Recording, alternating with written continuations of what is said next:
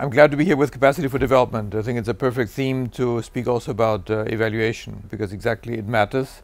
It's a priority for us because we need to hardwire that much better back into the system how we operate.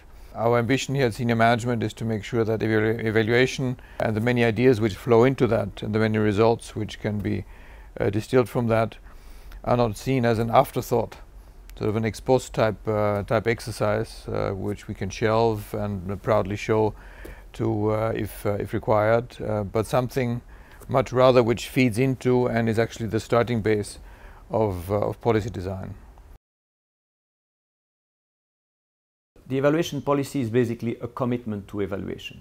It's a corporate policy which tries and set out the overall framework to guide the evaluation function within the organization. It has been a joint exercise, so we have developed it together with the External Action Service, and it has been quite participative throughout the organization, which means that even the process of defining this evaluation policy has been quite a learning experience. Well, we felt that there was a need for a clear statement and a clear corporate statement on the role and function of evaluation.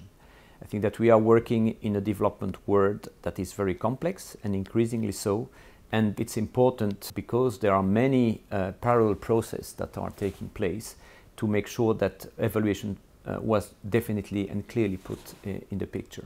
We also believe it's important to demonstrate in very clear language the usefulness of evaluation and basically to articulate it around its two main pillars, which are accountability and learning. It would seem obvious, but it's amazing how difficult it is to change the attitudes. And I come back to my first theme. If you look at the current project cycle management diagram, you usually would find evaluations coming at the end of the process. And as I say, we need to put it at the forefront of the process. What needs to change? I think more general awareness and interest across the board, that evaluation are just as much a source for inspiration as discussions and as other studies would be.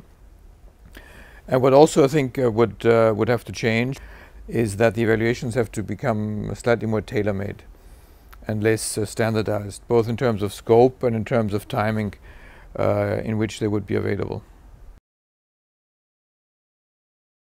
I think this has to be more general outreach, certainly much more prominently on the agenda for directors and head of units, probably a more systematic aspect even in annual dialogues on staff, just to get back to the question to what extent individual staff would have been exposed to evaluations and would have drawn from evaluations.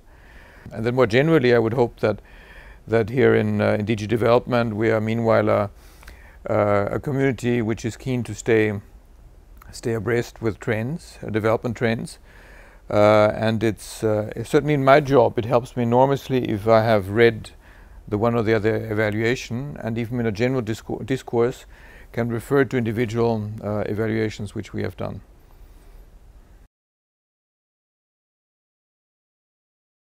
So the change that we expect is to make evaluation more of a learning exercise inside the organization.